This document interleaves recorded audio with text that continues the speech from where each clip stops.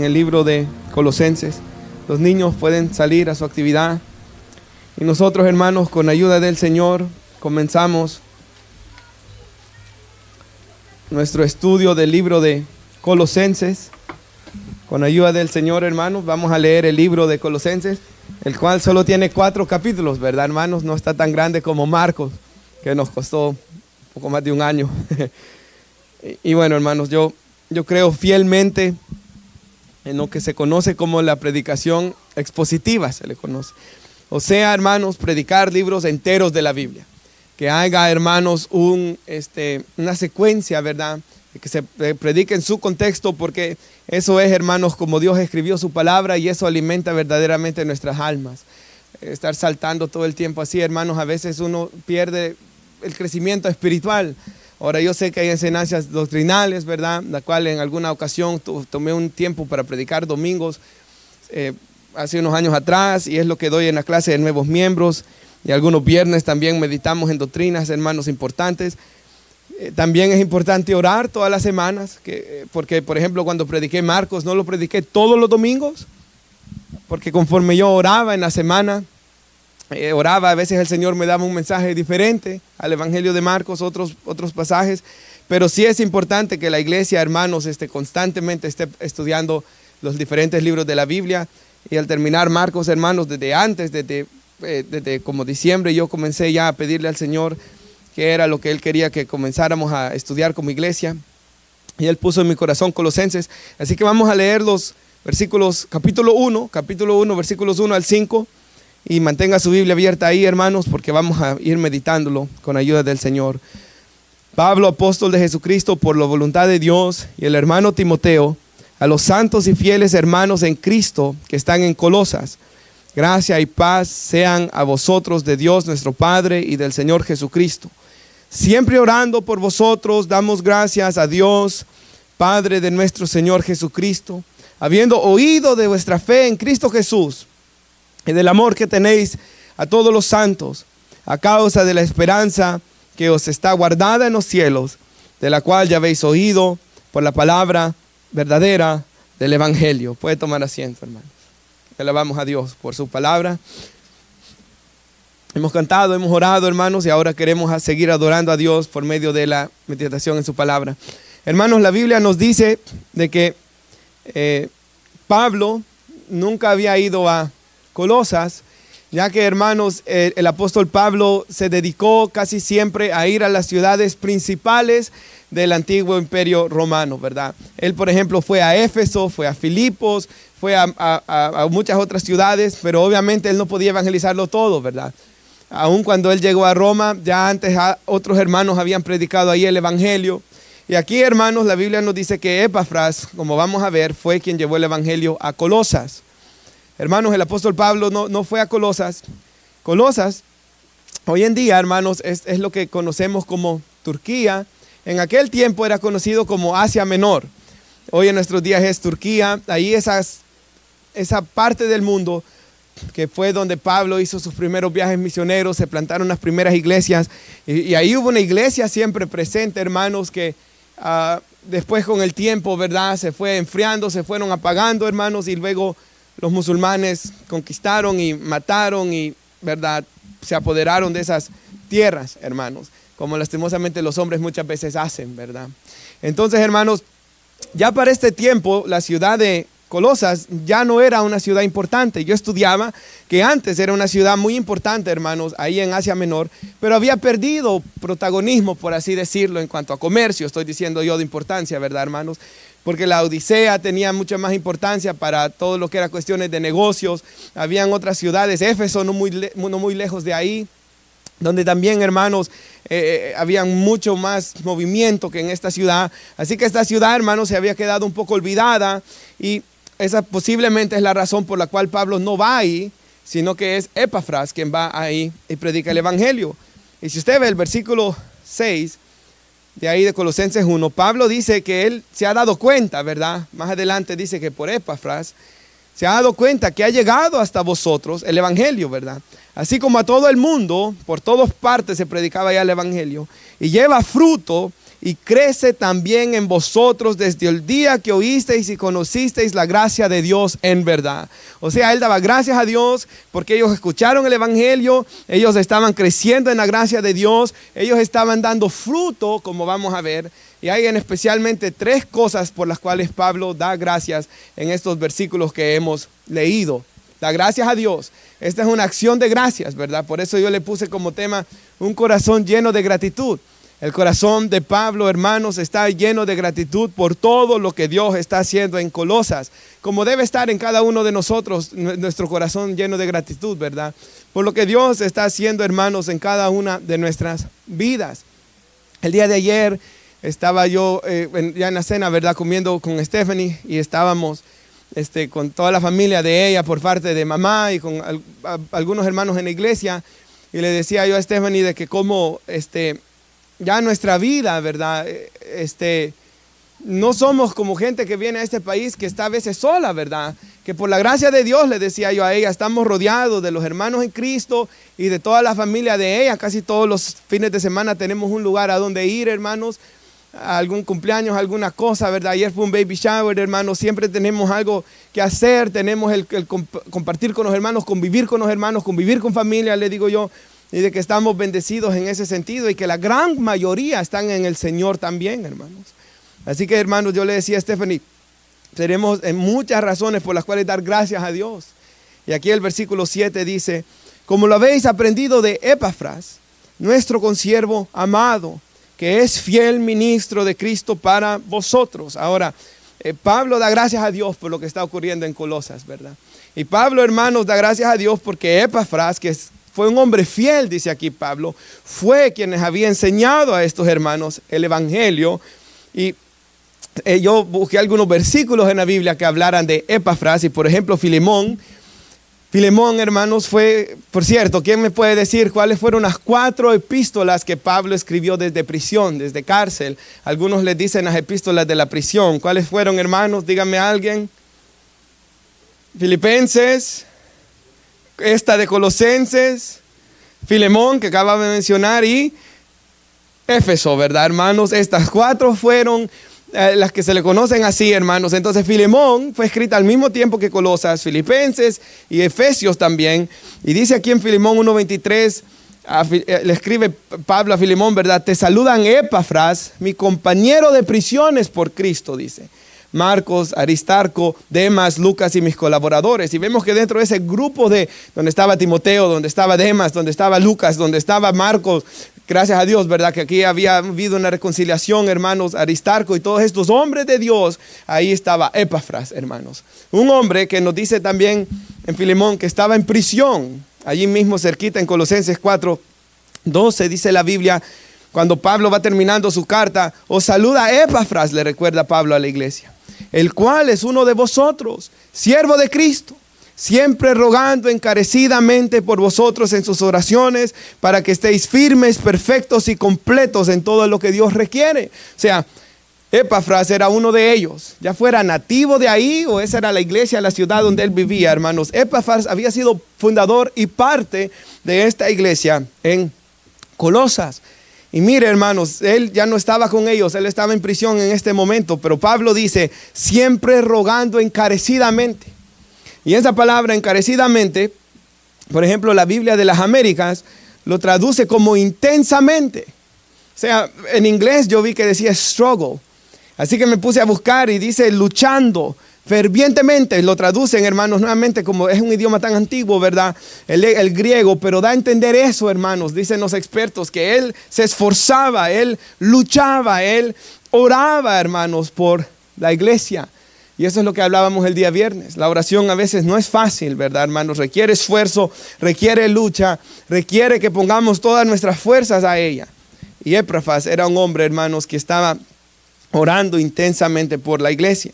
Colosenses 1:8 nos dice, quien también nos ha declarado vuestro amor en el Espíritu. Hermanos, Epafras fue quien le fue a contar al apóstol Pablo que había comenzado una iglesia en Colosas. Recuerda que no tenían teléfono, ¿verdad? Fue hasta que lo vio, hermanos, y después fueron encarcelados.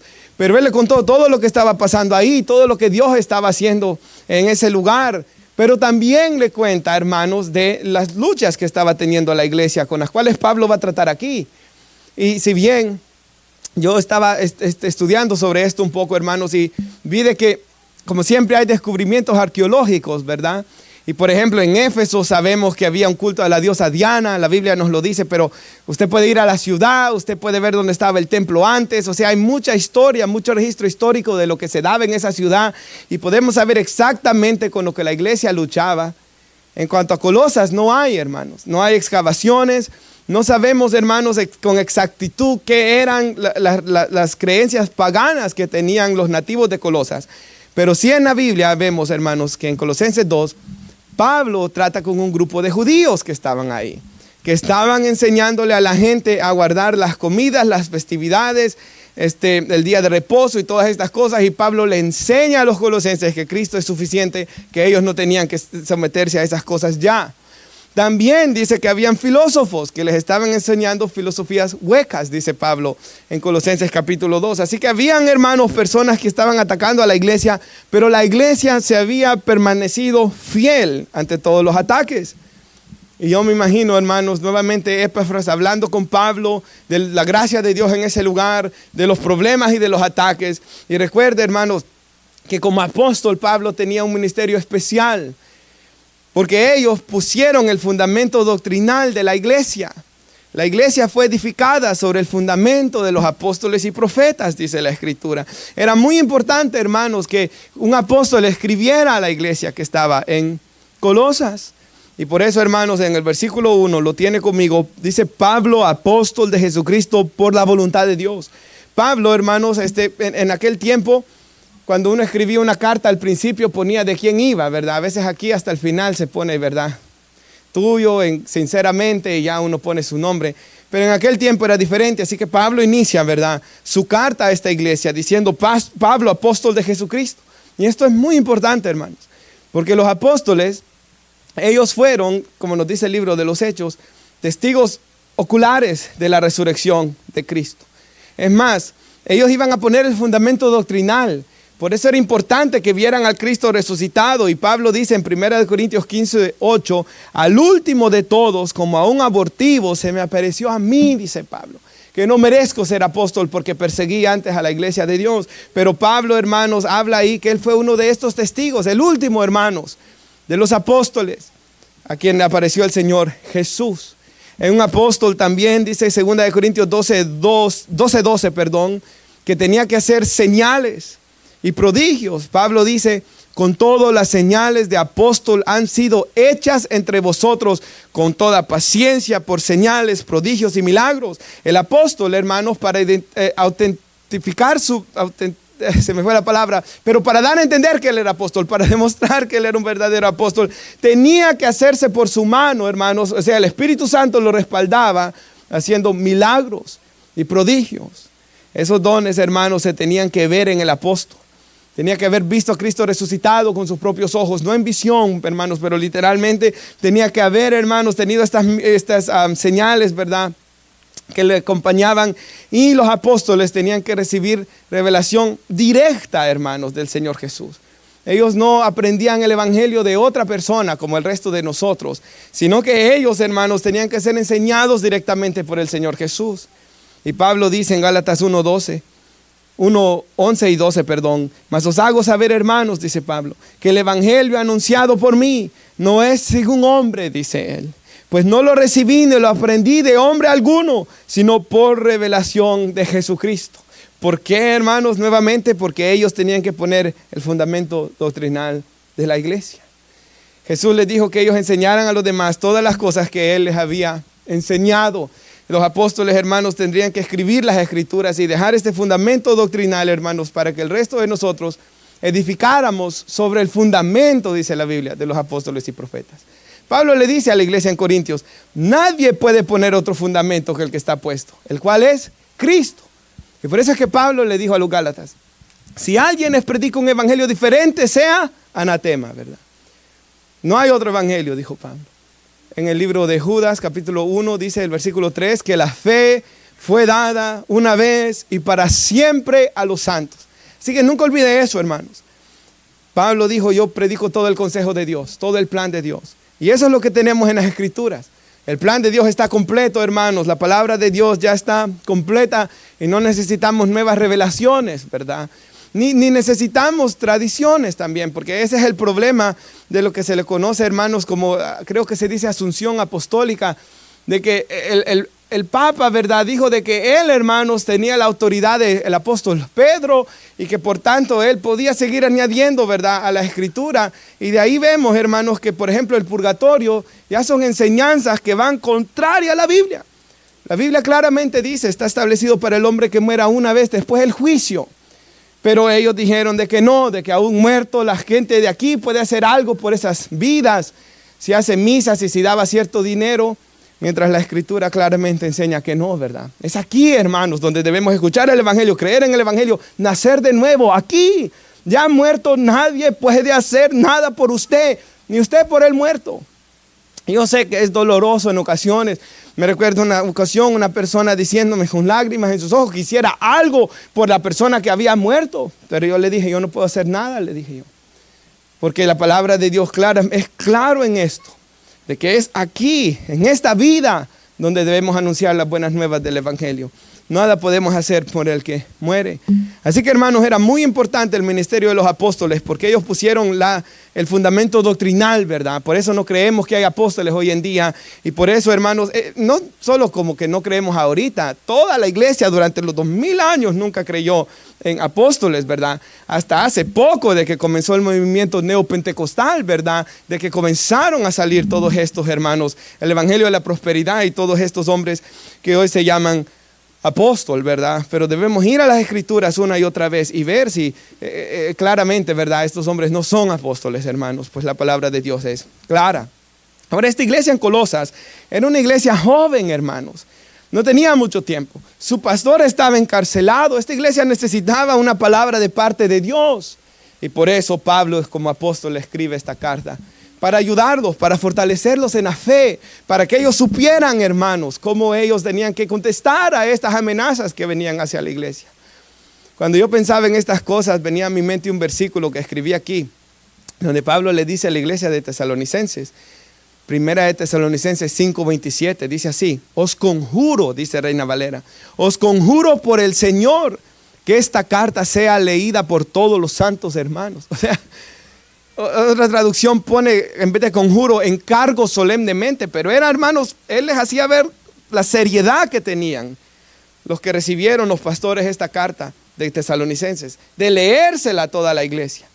Y hermanos, dice el apóstol Juan, ¿verdad? Bienaventurado es todo aquel que lee las palabras de esta profecía. En ese sentido somos bienaventurados, hermanos, de tener una Biblia en nuestras manos. De que todo lo que Dios quiso dar a conocer a su iglesia, hermanos, nos lo ha dejado en su palabra. Así que somos bienaventurados, pero a la misma vez tenemos una responsabilidad de leer todo y de predicar como iglesia todo el consejo de Dios. Así que Pablo escribe, como en muchas epístolas, él estaba con Timoteo, ¿verdad? Siempre manda el saludo del hermano Timoteo a los santos, dice el versículo 2, y fieles. Recuerden que santos, la Biblia nos llama a todos, hermanos. No a un grupo de personas en iglesia. No hay un grupo exclusivo. No está allá, hermanos, la clase A, y ya yo creo por la D o por la Z, ya, ¿verdad? Dice alguno quizá. No, hermanos, todos estamos completos en Cristo, enseña Pablo en esta carta. Todos estamos en Cristo, la misma sangre nos ha lavado a todos. Todos hemos recibido el mismo Espíritu, hermanos. Pablo lo deja tan claro. Todos fuimos bautizados al cuerpo de Cristo, dice ahí en 2 Corintios 12. De Corintios 12. Hermanos, yo sé que a veces, ¿verdad? Por ejemplo, cuando yo era pequeño, me recuerdo en mi país que se hablaba mucho de Monseñor Romero, ¿verdad? Y Monseñor Romero fue asesinado por Dawson, ¿verdad? Recordarán algunos. Y bueno, leía de él y todo, y bueno, una persona histórica. Pero después, con los años, yo estaba en la iglesia, yo ya era cristiano, vi que mis familiares tenían, por ejemplo, en nuestros países, pósters de él, ¿verdad? Retratos de él, velitas abajo. Y me pareció muy extraño eso. Y me di cuenta de que ya se le podía rezar a este hombre, porque lo habían canonizado, lo habían declarado santo mucho tiempo después. Y desde que lo declaran santo, ahora usted puede rezarle a este hombre. Pero la Biblia no dice así, hermanos. La Biblia llama santos a todos aquellos que hemos sido lavados y comprados por la sangre de Cristo. Todos somos llamados a ser santos. Escrito está: sed santos porque yo soy santo. Sean santos en toda vuestra manera de vivir. No fueron rescatados con oro y plata, sino con la sangre preciosa de Cristo, dijo el apóstol Pedro. Todos somos llamados santos. Santos es apartado para alguien especial. Todos somos llamados a vivir esa vida santa hacia Dios. Y todos hemos sido santificados en Cristo. Así que, hermanos, y también la Biblia nunca nos dice la Biblia, ¿verdad?, de que nosotros le vamos a orar o a rezar a personas muertas. La Biblia nunca nos dice, hermanos, que nosotros tenemos contacto con los muertos, ¿verdad? Pablo siempre pedía oración a los que estaban vivos. A la iglesia en Colosas le va a pedir oración. Pablo pedía oración a los vivos. Por eso nosotros oramos los unos por los otros, vivos. Pero, hermanos, ya muerta la persona, nunca la Biblia por ningún lugar va a encontrar ustedes que nosotros vamos a hacerle una oración a Pablo para que él, ¿verdad?, nos conteste. No, hermanos, siempre nuestro mediador entre Dios, dice la Escritura, 1 Timoteo 2:5, hay un solo Dios y un solo mediador entre Dios y los hombres, Jesucristo hombre, ¿verdad? Él es nuestro mediador, amados hermanos. Así que eso es lo que es importante de la Biblia. Cuando hay una creencia, cuando alguien dice algo, ir a las Escrituras. En especial en el sentido del catolicismo romano, porque tenemos la misma Biblia, ¿verdad? Ir a las Escrituras. Y si la tradición contradice la Biblia, sea Dios veraz y todo hombre mentiroso, ¿verdad, hermanos? Igual en la iglesia. Si yo vengo con algo o alguien viene con algo que no vaya conforme a las Escrituras, sea Dios veraz y todo hombre mentiroso, ¿verdad, hermanos? Es la palabra de Dios que vive y permanece para siempre. Que Jesús dijo: los cielos y la tierra pasarán, pero mi palabra no pasará. Es ante la palabra, es ante el Dios de la palabra que vamos a dar cuentas nosotros. No ante los concilios ni inventos de los hombres, hermanos.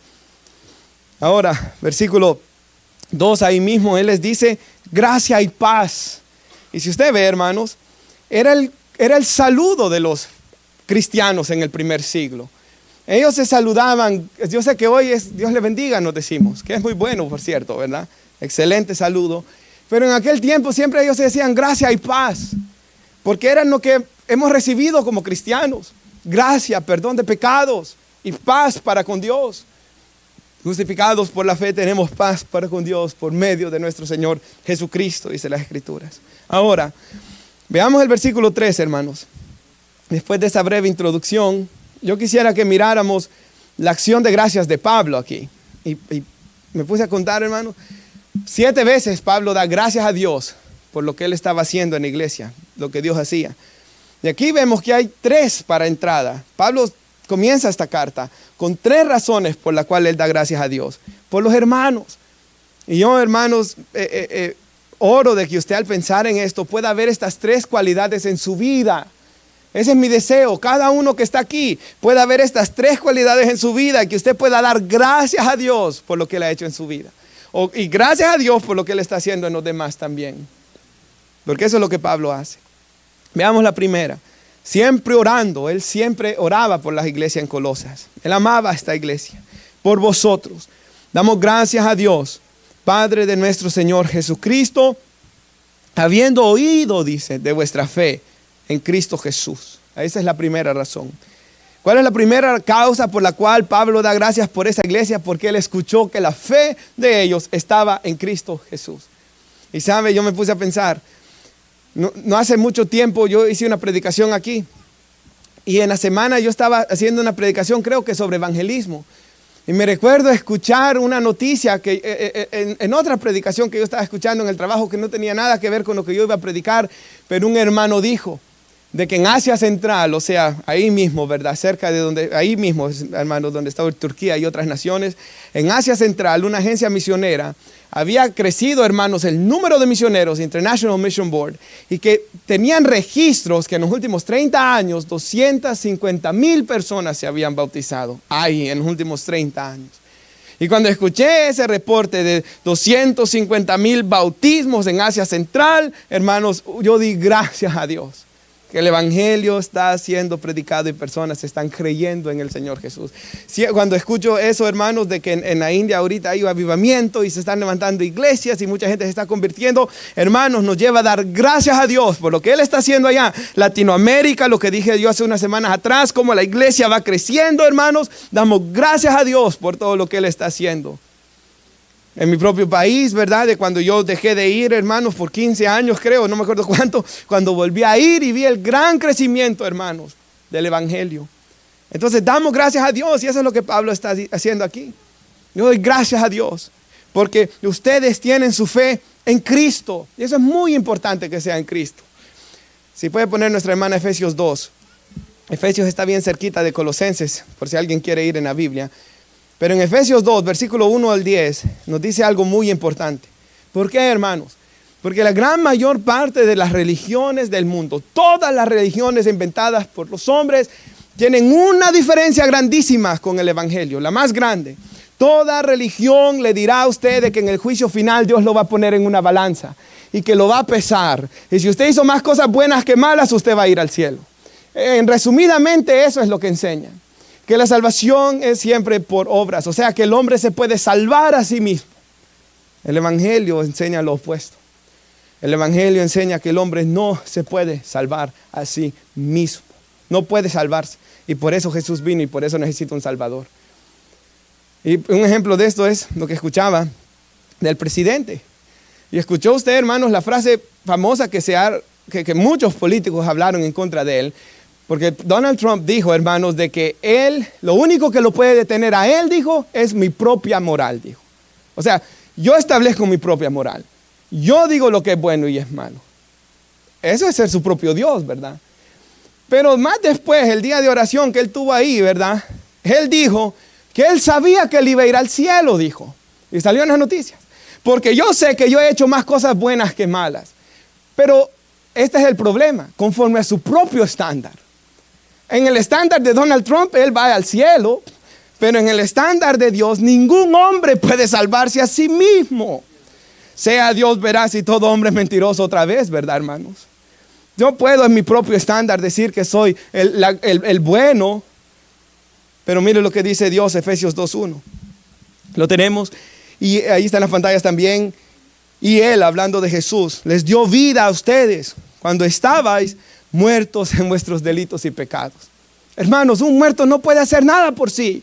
Un muerto no puede darse vida a sí mismo. Un muerto necesita que alguien de afuera de él venga a darle vida. Y ese somos nosotros sin Cristo. Estábamos muertos en delitos y pecados sin Cristo y necesitábamos que la palabra de Dios, el evangelio, el Espíritu Santo lo usara para darnos vida. En los versículos 2 dice, en los cuales anduvisteis en otro tiempo, siguiendo la corriente de este mundo, conforme al príncipe de la conforme a la voluntad del príncipe de la potestad del aire, el espíritu que ahora opera en los hijos de desobediencia. En otras palabras, estamos atados por Satanás, hermanos. El hombre no se puede salvar a sí mismo porque está muerto espiritual, atado por el diablo. Versículo 3, en los cuales también todos nosotros vivimos en otro tiempo, en los deseos de nuestra carne, haciendo la voluntad de la carne, o sea, la naturaleza pecaminosa. Esto nadie lo puede dudar, hermanos. Si usted solo ve las noticias, acaban de matar al Irán, murió un montón de gente allá, que quieren hacer otra guerra. Y mientras Estados Unidos está peleando allá, aquí mismo hay una gran división. Y están matándose aquí, ¿verdad, hermanos? Entonces el hombre nunca va a estar en paz por su naturaleza pecaminosa. ¿Y por qué no puede estar en paz? Porque no está en paz con Dios. ¿Y por qué no está en paz con Dios? Porque no quiere venir a los pies de Cristo. Pero que viene a Cristo tiene que estar en paz, porque el fruto del Espíritu es paz. Porque está en paz con Dios, luego ya puede uno comenzar a tener paz con la esposa y con los hijos. Y es ahí donde Dios sana un hogar, ¿verdad? Es ahí donde Dios sana una familia. Es ahí donde el Espíritu Santo comienza a obrar. Y dice aquí, de la carne, la voluntad de la carne. O sea, estamos atados a la voluntad de nuestros deseos pecaminosos. Y por eso ahí hay hombres, hermanos, de que nunca pueden salir de los vicios. Porque están atados por su propia naturaleza pecaminosa. Y de los pensamientos, dice. Eso es lo primero que ocurre cuando alguien se salva, ¿verdad, hermanos? Nuestra mente cambia. Antes podíamos pensar todo tipo de cosas sucias, hermanos, y hablar con los amigos en la escuela o en el trabajo. Yo trabajé con varios aquí antes de ser cristiano. Y hablábamos y decíamos cosas desagradables y hablábamos de las personas de una manera desagradable, hermanos. Pero cuando el Espíritu Santo entró y esa convicción de pecado vino, ¿verdad, hermanos? Ya no podíamos hablar de las personas, hermanos, o en el sentido así como de el hombre habla de la mujer tan perversa y vulgarmente. Ya no, hermanos. ¿Por qué? Porque el Espíritu Santo de Dios nos hizo ver la maldad que había detrás. Me recuerdo un hombre una vez que yo entré estaba evangelizando, fui a una Londres a repartir tratados. Y le leí de la obra de la carne, el fruto del Espíritu, y él me dijo, ¿verdad? Yo hago lo que quiera, yo tengo las mujeres que quiera, yo cometo los adulterios que yo quiera. Y ahí estaba la niña de él atrás, y le dije yo, ¿le gustaría que su hija se case el día de mañana con un hombre como usted? Y ahí se le fue la cara al hombre. El que estaba a la par le dijo, hoy te agarró. Y le dije yo, la Biblia dice que la regla de oro es, tratas a los demás como a ti quieres que te traten. ¿Te gustaría que tu esposa te lo hiciera a ti? ¿Te gustaría que tus hijos te lo hicieran a ti? ¿Se lo hicieran a tu hija? No, me dijo él. Ahí está la maldad del pecado. Ahí está de lo que el hombre se tiene que arrepentir. Ahí está cómo el pecado nos tiene atados, cegados, cuando no estamos en Cristo. La propia muerte espiritual del hombre lo lleva a hacer tantas maldades. Pero cuando el Espíritu Santo entra, hermanos, las cosas tienen que cambiar, deben cambiar. Versículo 4 dice, pero Dios que es rico en misericordia. ¿Lo tenemos, hermanos? Dios es rico, ¿verdad? Dios no es tacaño, hermanos. Dios no es que con la misericordia sea tacaño, ¿verdad? Quizás usted conoce tacaño que cuesta, hermano, ¿verdad? Quizás sacarle algo, pero Dios es rico en misericordia. Por su gran amor con que nos amó, el amor de Él es grande. Él no perdona así, ¿verdad? Como no te quiero perdonar o que se haga el rogado, no. Aún estando nosotros muertos en pecados, nos dio vida juntamente con Cristo. Por gracia sois salvos. Gracia es algo que no merecemos. Gracia es un regalo. Gracia es algo por lo cual yo no tengo que trabajar. Me recuerdo, siempre doy este ejemplo de un hermano de que estuvo enfermo su hijo con cáncer, hermanos, y no pudo ir al trabajo por varias semanas. El jefe de él, hermanos, gracias a Dios tenía mucho dinero, era cristiano su jefe. Y después él, cuando dio el testimonio, el hombre dijo de que su jefe le había pagado todas las semanas, como que si él hubiera ido a trabajar, cuando él no había trabajado. Y en mi mente yo dije, eso es gracia. Él no trabajó, pero lo recibió. Otros trabajaron para que él lo recibiera. Cristo pagó el precio por nuestros pecados. Él murió en la cruz, hermanos, para que nosotros no muriéramos. Él pagó por nosotros. Por gracia somos salvos. Y eso quita el orgullo. Eso le mata ya no soy yo. Ya no me lo merezco yo. Cristo me lo da, versículo 6. Juntamente con Él nos resucitó y nos hizo sentar en los lugares celestiales con Cristo. Eso es una explicación larga para otro día, la unión del creyente con Cristo. Pero el 7, para mostrar en los siglos venideros las abundantes riquezas de su gracia en su bondad para con nosotros en Cristo Jesús. O sea, Dios nos perdona tan abundantemente para demostrar su gracia, para demostrar su amor. Más adelantito dijo Pablo, Él nos salvó para la alabanza de la gloria de su gracia. O sea, Dios nos salva tan abundantemente para que la iglesia, ¿verdad? Los redimidos le alabemos. Versículo 8, porque por gracia sois salvos. ¿Cómo? Por gracia. Por medio de la fe. Esto no es de ustedes, ¿verdad? No es de vosotros, dice Pablo una vez más. Es don de Dios, regalo de Dios. No por obras para que nadie se gloríe. Y los reformadores entendieron esto, ¿verdad? Y ellos dijeron, soleo de gloria, dijeron, que en latín, ¿verdad? Antes era el idioma religioso que usaba toda la gente. Solo a Dios sea la gloria por nuestra salvación. Nuestra salvación es solo por fe, dijeron ellos. Y es solo en Cristo. Y es solo por gracia. Y no la podemos merecer. Pero es una gracia transformadora. Es una gracia que transforma. Mira el versículo, mira el 9. No por obras para que nadie se gloríe. O sea, la gloria es solo a Dios, ¿verdad?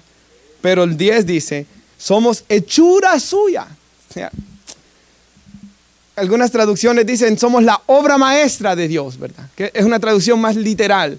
O sea, el Señor nos salva, no importa cómo vengamos, pero Él nos está transformando. Somos hechura suya, creados en Cristo Jesús para buenas obras, las cuales Dios preparó de antemano para que anduviésemos en ellas. O sea, no somos salvados por obras, pero somos salvados para hacer buenas obras. O sea, las buenas obras son el fruto de mi salvación.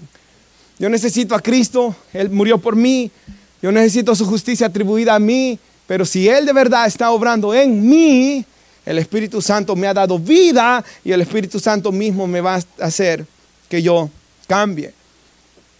Y mira el versículo 4. Pablo comienza a dar gracias primero. Y esto es muy importante, hermanos. Esto es lo que yo decía el domingo pasado. Nosotros no podemos cambiar a nadie, ¿verdad? No podemos.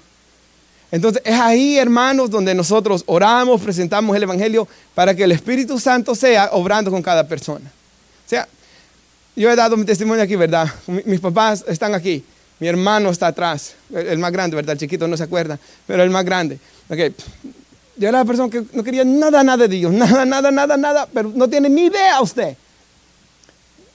Y ya después yo iba a la iglesia más que ellos. Ya yo lo hacía. Pero ¿cuál fue la diferencia? Ya no era ellos externamente, era el Espíritu Santo obrando internamente, hermanos, poniendo el querer como el hacer por su buena voluntad, dice la Biblia. Y eso es lo que nosotros queremos. Y eso es lo que Pablo vio en la iglesia. Ellos habían puesto su fe en Cristo, ¿verdad, hermanos? No en sus obras, en Cristo. Y dice el 4, doy gracias a Dios porque han puesto su fe en Cristo y del amor que tenéis a todos los santos. O sea, ese era el fruto de su salvación. Ellos tenían un amor los unos por los otros como iglesia. Y mire lo que dice Hebreos 6:10, si lo puede poner en la pantalla. Esa es la segunda acción de gracias. Pablo dice, doy gracias porque Epafras les fue a decir del amor de ellos, de que tenían su fe en Cristo, pero Pablo dice, yo doy gracias a Dios por el amor que tienen para con los hermanos. Y dice aquí Hebreos, Dios no es injusto, hermanos, para olvidar vuestra obra y el trabajo de amor que habéis mostrado hacia su nombre. ¿Y cómo mostraron los hermanos hebreos que amaban a Dios? Habiendo servido a quienes, a los santos y sirviéndoles aún. O sea, hermanos, ¿cómo mostramos que amamos a Dios? Sirviendo a otros que están en la fe. Pero deseamos, dice, que cada uno de vosotros muestre la misma solicitud hasta el fin. Porque esto ocurre a veces, ¿verdad? De que hay a veces cuando una persona está en su primer amor, tiene un fuerte deseo por servir a Dios. Pero hermanos, aquí están las obras del enemigo. El diablo va a tratar de desviar nuestro corazón, de enfriar nuestro corazón, de ocuparnos en mil cosas, para que comencemos a perder nuestro amor por Dios, para que comencemos a servir menos a Dios. Entonces dijo Hebreos, muestren la misma solicitud para plena certeza de la esperanza, o sea, para que estén seguros que están en Cristo. A fin que no se hagan perezosos, dice. Hermanos, es lo que le dijo Jesús a la iglesia de Éfeso, ¿verdad? Recuerden de dónde han caído. Vuelvan a hacer las primeras obras, dijo. Sino imitadores de aquellos que por la fe y la paciencia heredan las promesas. Hermanos, Epafras le fue a decir a Pablo, estos hermanos aman y sirven. Están sirviéndose los unos a los otros. Ellos están activos en servirse ahí como iglesia. Hermanos, un corazón servicial es un corazón cristiano. Cuando el Señor, hermanos, viene a obrar en nuestras vidas, el fruto es ese, un interés en la vida de los demás. No para estar chabreando, ¿verdad, hermanos? Sino para servirles. Por su edificación. Yo me alegré con los que decían a la casa de Jehová iremos. Una alegría con el que va entrando por las puertas de la iglesia, ¿verdad? Una alegría, hermanos, por el que se va a bautizar o se acaba de bautizar. Una alegría cuando va a dar su primera lectura bíblica o dirigir su servicio. Una alegría con los hermanos que por primera vez estaban hoy recibiendo a las personas en la iglesia, ¿verdad? Saludándoles. Una alegría, hermanos, de ver matrimonios restaurados, familias bendecidas, ¿verdad? Cada uno de nosotros debe estar activo, hermanos, en servir a los demás. Si puede poner nuestra hermana Mateo 25:34. Mire cómo Jesús lo dice aquí. Este es el día del juicio final. Hermanos, lo que yo le estoy dando a entender es que estos hermanos, Pablo da gracias porque ellos se estaban sirviendo unos a otros, se amaban unos a otros. Jesús dijo, en esto conoceréis que sois mis discípulos, en el amor unos por otros. Hermanos, debemos estar activos sirviendo a Dios. ¿Qué dijo la Biblia? Que somos el cuerpo de Cristo, miembros los unos de los otros. Cada miembro debe de estar activo en una área en la iglesia. A cada uno Dios le dio un don, dice la Biblia. Hermanos, usted tiene que encontrar su don. Y es muy importante esto. Ahora, puede ser que Dios lo llame a servir aquí adentro. Puede ser que Dios lo llame a tener un ministerio con más alcance afuera. Evangelismo, ir a los hospitales, ir a la cárcel. Dios le dará otro ministerio afuera. Pero, hermanos, debemos de tener un deseo de servir. Aquí, ¿verdad? Se viene a hacer lo de la comida, repartir comida, hermanos. Hay un deseo por servir. Esta semana una señora me estaba diciendo, agarró mi número del rótulo, estoy yo sola, estoy con mi hijo de 5 años, no tengo dónde quedarme a dormir, hermanos, y hay un shelter cristiano, ¿verdad? Solo para mujeres y niños. Y hay hermanos en Cristo, ¿verdad? Que les reciben y les tienen ahí para que estén seguras y no ir a un shelter donde haya más homeless, ¿verdad? Entonces el cristiano, hermanos, fiel y verdadero, siempre ha tenido un deseo por servir. En las cárceles, hermanos, ahí hay ministerios, ¿verdad? Celebrate Recovery, ahí va, para ayudar a los de adicciones. Y llegan otros a predicar la palabra del Señor. En los hospitales hay a veces pastores que son contratados para ser capellanes, para estar ahí. Cuando hay un funeral, hermanos, los cristianos vamos a estar ahí con una persona, llorando con los que lloran y gozándose con los que se gozan. Pero, hermanos, tiene que estar usted activo en algo, sirviendo. Solo dijo alguien, no sirvas de piedra de tropiezo, ¿verdad? Pero de ahí, hermanos, sirviendo. Y pídale al Señor, ¿qué es lo que tú quieres? Ábreme una puerta, ayúdame a servir. ¿Sabe? A veces esto es cierto también, esto quiero decirlo, hermanos. A veces hay servicios que no se ven. Yo escuché un testimonio, es real, de una iglesia, hermanos, que cuando murió una anciana, la iglesia decayó tremendamente. Y los familiares contaban que era una mujer de oración. Jesús dice en el Nuevo Testamento que había una anciana que Dios le habló por una visión que iba a tener en sus brazos a Jesús, ¿verdad? Cuando era bebé. Y dice Jesús que esta mujer había quedado viuda joven, pero ella se había dedicado el resto de sus días a buscar a Dios en ayuno, a servirle, dice la Biblia, en ayunos y oraciones. Hay un servicio secreto también. Y espero que de eso se levanten muchos aquí, ¿verdad, hermanos? Que sirven a Dios en oración, que se levantan en la mañana o se acuestan en la noche teniendo un tiempo de oración. Y son intercesores los unos por los otros. Pero dice aquí Jesús, cuando el Hijo del Hombre, el 34, perdón. Entonces el rey dirá, ese es el juicio final, ¿verdad? A los de su derecha, a los que se salven, venid benditos de mi Padre, les dice. Heredad del reino preparado para vosotros desde la fundación del mundo. Mire lo que Jesús les va a decir a los que se salven. Orando nosotros estar ahí por fe, ¿verdad? El Señor dirá, tuve hambre y me diste de comer. Tuve sed, me diste de beber. Fui forastero y me recogiste. Estuve desnudo y me cubriste. Enfermo y me visitasteis. En la cárcel y vinisteis a mí. Entonces los justos responderán diciendo, Señor, ¿cuándo te vimos hambriento? ¿O te sustentamos? ¿O sediento? ¿O te dimos de beber? ¿Y cuándo te vimos forastero y te recogimos desnudo y te cubrimos? ¿Cuándo te vimos enfermo en la cárcel y vinimos a ti? Respondiendo el rey les dirá, dice, de cierto os digo, que cuando lo hicisteis a uno de estos mis hermanos más pequeños, a mí lo hicisteis. O sea, el Señor siempre se refirió a los apóstoles, a los discípulos como mis hermanos, ¿verdad? Siempre, hermanos, la Biblia dice que Él es el hermano mayor, primogénito entre muchos hermanos, dice Romanos. O sea, cada vez, hermanos, que nosotros estamos sirviendo a un hermano en Cristo, le estamos haciendo eso a Jesús.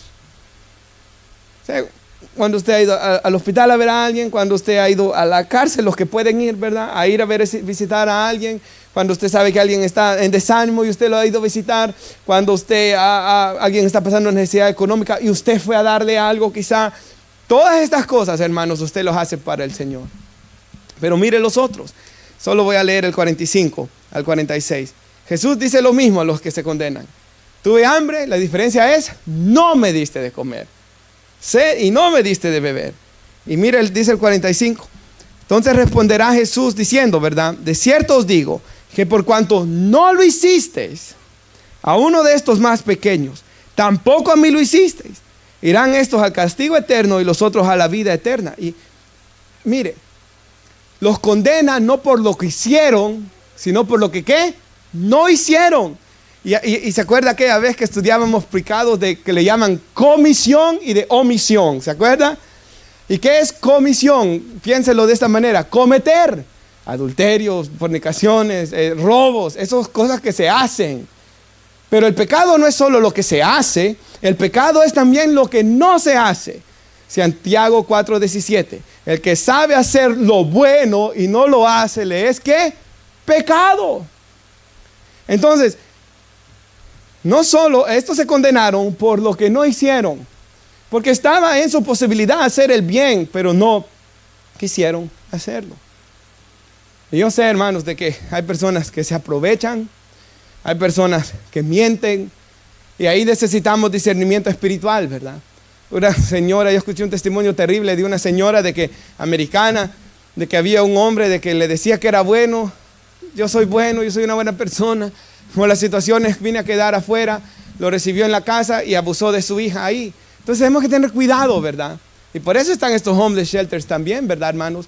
Para no arriesgar nuestra familia entrando a alguien que no sabemos. O han ocurrido testimonios de que luego la persona abre la puerta y entran delincuentes, ¿verdad? Entonces necesitamos sabiduría también en muchas cosas. Pero somos llamados a actuar, somos llamados a servir, somos llamados a dar, somos llamados a tener compasión del que tiene necesidad, hermanos. Pero yo sé que hay hombres también de que mienten con lo que tienen necesidad de comida, ¿verdad? Yo me recuerdo yo mismo, hermanos, sentir una gran decepción cuando fui al homeless shelter, ¿verdad? Con la hermana Vicky, y me recuerdo de que ahí recibían cheques, hermanos. Buena cantidad de dinero, y así como van a querer salir de ahí, ¿verdad? Iglesias les llegan a dar 2 tiempos de comida. Yo entiendo estas cosas, hermanos. Hay gente que no necesita, pero eso no nos debe hacer cerrar nuestro corazón con quien sí de verdad necesita, ni usarlo como excusa. Porque la Biblia dice en el libro de 1 de Juan, si tu hermano está en necesidad y tú tienes con qué ayudarle y cierras tu corazón contra él, ¿qué dice Juan? ¿Cómo morará en ti entonces el amor de Dios? Dice. Hay personas que verdaderamente necesitan, hermanos, y la Biblia nos exhorta a servirles y amarles. Entonces Pablo da gracias porque los hermanos habían puesto su fe en Cristo, y es una fe que había dado frutos, dice el contexto, una fe que se miraba por sus obras, por sus hechos. Por cierto, dice, por el amor que tenéis a todos los santos. La palabra amor ahí, usted ha escuchado muchas veces el amor ágape, ¿verdad?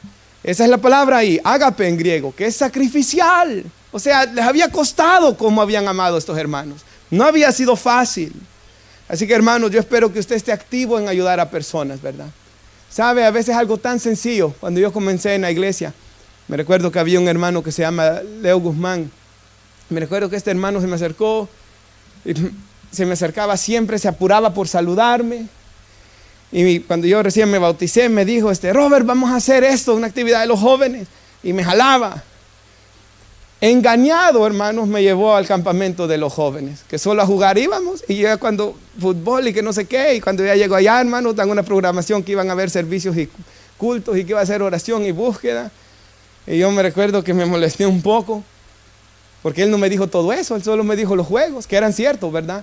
Pero él no me dijo la otra parte. Hermanos, cuando yo regresé de aquel lugar, yo no me quería venir. Nunca me había sentido tan feliz en mi vida. Había escuchado, hermanos, en el sentido de recibir dirección para mi vida como joven, de qué Dios quería para mí. Y recuerdo que este hermano me ayudó grandemente. A veces una amistad es mucho, hermanos. Pero si usted viene y no le hace amistad a nadie en la iglesia, esto está mal en usted y en mí, hermanos, si esto está ocurriendo. Si no, mandamos un mensaje para animar al hermano que está en un problema. Hermano, estoy orando por ti. Y yo sé que usted diga, yo soy así, esta es mi personalidad. Hermanos, no somos llamados a mantener la misma personalidad, sino la de Cristo en nosotros. Aprendan de mí que soy manso y humilde de corazón, para los bravos, ¿verdad? El antisocial, hermanos, a tratar de salir, ¿verdad?, de eso. Pero somos llamados, hermanos, a cambiar. Dice el versículo 5, la última causa de gracias que Pablo da. a causa de la esperanza que está guardada en los cielos, en la cual ya habéis oído por la palabra de la verdadera del Evangelio. Y quisiera que fuéramos a Romanos, capítulo 5. En las pantallas también, si usted quiere en la Biblia, ya voy concluyendo. Pero hermanos, recibió lo que dijo Epafras. La gracia de Dios estaba obrando en Colosas. La fe de ellos estaba en Cristo. Ya no en obras, ya no en ideas, en Cristo. Y la fe verdadera en Cristo transforma, ¿verdad? Cristo nos transforma para hacer buenas obras. Es el fruto de la salvación. Y estas obras se estaban viendo en los hermanos, como oro que se vea en nosotros también, ¿verdad? Y lo último, Pablo da gracias porque ellos habían puesto su esperanza en la eternidad, en el cielo, en estar una eternidad con Cristo. Romanos 5, 1 al 4, hermanos. Justificados por la fe, o sea, hemos sido declarados justos, vestidos de la justicia de Cristo. Por la fe, tenemos que hoy, hermanos, paz con Dios por medio de nuestro Señor Jesucristo. Ahí está el hombre que yo decía que no tiene paz, que está empleitado siempre en guerras y cosas. Cuando venimos a tener paz con Dios, debemos estar en paz con los demás. Por quien tenemos entrada por la fe a esta gracia, en la cual estamos firmes y nos gloriamos en la esperanza de ¿qué? La gloria de Dios. Eso es lo que queremos como cristianos, ¿verdad, hermanos? Este hombre exterior se va desgastando, pero el interior se va renovando. Hermanos, y tenemos la esperanza de que aunque cada vez nos vamos haciendo más viejos, empiezan más dolores. Ayer hablamos con los hermanos de las canas. Entre todas estas cosas tenemos la esperanza, hermanos, de que lo mejor está por venir, ¿verdad? De que, hermanos, la muerte no es lo peor para el cristiano, sino es la ventana por la cual entra hacia la eternidad, hermanos, a estar con nuestro Salvador. Pero dice aquí el versículo 3, no solo nos gloriamos en esto, sino también nos gloriamos en las tribulaciones, sabiendo que la tribulación produce paciencia, la paciencia prueba y la prueba esperanza. Quisiera explicar esto. Pablo da gracias a Dios por las tribulaciones. Y yo sé que eso suena extraño, ¿verdad? ¿Por qué? Pablo entendía que Dios estaba, es lo que da a entender aquí, Dios usaba nuestros problemas para un bien más grande, ¿verdad? Esto lo entendió también José. A sus hermanos le dijo, ustedes me quisieron hacer el mal, pero Dios lo encaminó para bien, ¿verdad? Y esa es una bendición, hermanos, que a los que aman a Dios todas las cosas les ayudan a bien. Los que conforme a su propósito son llamados, ¿verdad? A los que antes conoció los predestinó para que fuesen hechos conforme a la imagen de su Hijo. O sea, Dios va a usar cada problema en nuestras vidas, hermanos, para hacernos más como su Hijo Jesús. Ahora, eso no quita que sea una tribulación. Eso no quita, hermanos, de que a veces no entendamos por qué ocurran las cosas, ¿verdad? Y por eso en la Biblia vemos lamentos. Vemos lamentos de Job, vemos lamentos de Jeremías, que hasta dijeron, maldito sea el día que yo nací, dijeron ellos dos. O lamentos terribles o desánimos. No quita que seamos humanos, hermanos. Pero que en medio de todas estas cosas podemos tener la esperanza de que aunque no entendamos, Dios está obrando de una manera. Y esto, dice, la tribulación, dice Pablo, produce paciencia. Los que tienen Biblia bilingüe, ha visto que le dice tal vez su traducción, resistencia. Eso es lo que habla. Literalmente, hermanos, la palabra paciencia significa la capacidad de permanecer firme bajo el peso y presiones tremendos sin sucumbir. O sea, las pruebas producen en mí una resistencia, hermanos, de que yo no me voy del camino. De que cuando viene una tentación yo no caiga, ¿verdad? El carácter de Cristo está siendo formado en mí. Antes esto me hacía caer, pero hoy ya no, hermanos. Cristo me va fortaleciendo. Y eso produce prueba, dice. Ahora, esta prueba no está hablando de tribulación otra vez. No es pruebas difíciles de la vida, sino prueba de probar algo. Proof, ¿verdad, hermanos? La Biblia de las Américas lo traduce carácter probado. O sea, ¿cómo usted sabe que está en la fe, hermanos? Romanos 8:16 dice, el Espíritu da testimonio a mi espíritu que soy hijo de Dios. El Espíritu Santo me da testimonio. Pero ¿cómo sabe usted que verdaderamente está en Cristo? Porque a pesar de los años, de las pruebas y de las cosas, usted se ha mantenido firme en la fe. Y de que usted ha ido creciendo en resistencia. Y que usted hoy tiene un carácter probado. Hermanos, por eso la Biblia dice que el que practica el pecado es del diablo. Tengamos mucho cuidado, hermanos, de no seguir en las mismas cosas cayendo todo el tiempo. Porque la Biblia dice que debemos hacer morir el pecado, ¿verdad? Y Dios es lleno de gracia, lento para el aire, grande en misericordia. Él es tan paciente con nosotros, hermanos, en este caminar. Él lo es. Pero no abusemos de la gracia de Dios también y busquemos ayuda. Sigamos adelante, hermanos. Oremos, busquemos a Dios para salir de estas cosas. Y eso, dice, produce esperanza. Y yo por eso usé este versículo, porque yo me ponía a pensar, Epafras le tuvo que haber dicho esto a Pablo. Los hermanos tienen su esperanza en Cristo, o sea, han permanecido en la fe. Han puesto su fe en Cristo, están dando fruto. Y por eso Pablo dice, yo le doy gracias a Dios. Hermanos, como conclusión, si puede poner nuestra hermana Filipenses 1 al 3. Perdón, 1, 3 al 6. Hermanos, yo oro que cada uno de nosotros, ¿verdad?, podamos ver que Dios está haciendo esto en nuestras vidas. Ahora, yo sé que a veces uno en su caminar cristiano, a veces siente uno como que está estancado. O a veces me ha pasado que uno siente como que hasta ha dado pasos para atrás, ¿verdad, hermano? Como que en vez de mejorar, uno hasta ha ido más para atrás, que es lo que es un enfriamiento, cosas así.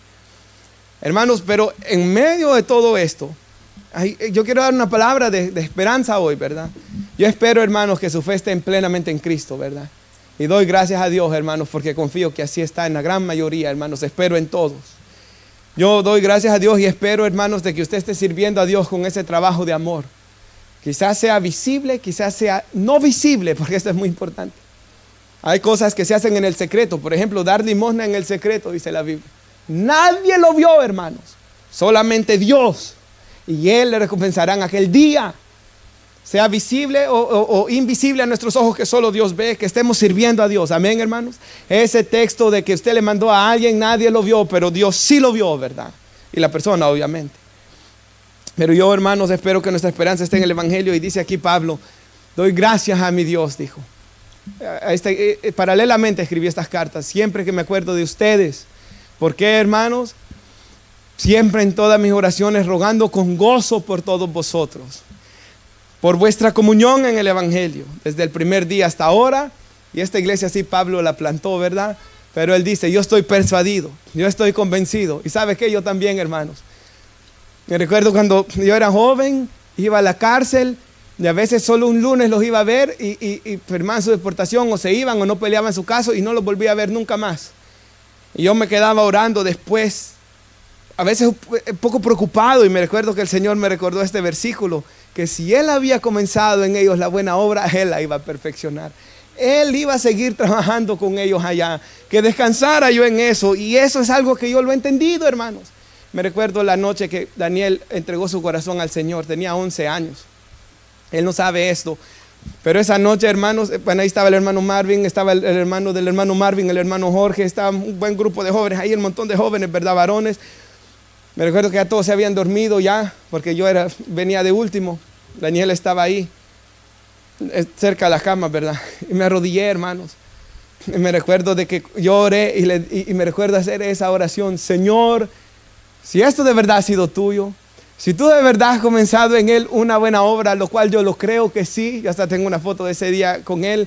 Señor, yo sé que tú la vas a perfeccionar. Y qué bendición más grande es esa, hermanos. Es mi oración para cada uno de ustedes, por sus hijos, por mis hijos, que el Señor comience una buena obra, hermanos, en nosotros. Y si Él lo hace, Él lo perfeccionará. Y hasta cuando vamos dando pasos para atrás, Dios al que toma por hijo lo azota y lo vuelve a encarrilar a uno, hermanos. Pero Él no deja de trabajar en nuestras vidas. Oramos y damos gracias a Dios. Padre, le doy las gracias, Señor, por su amor, por su misericordia. Gracias, Señor, porque usted ha comenzado una obra de gracia. No sé, Daniel, si puedes cantar esa alabanza que estabas, tu fidelidad sigue persiguiéndome, cantando. Y oremos, hermanos. Padre, damos gracias por su amor, por su misericordia, y porque usted ha comenzado una obra en cada uno de nosotros, Señor, la cual usted la perfeccionará, dice las Escrituras. Y Señor, y este temor entra, Señor, y yo recuerdo en mi propia vida tener temor de que no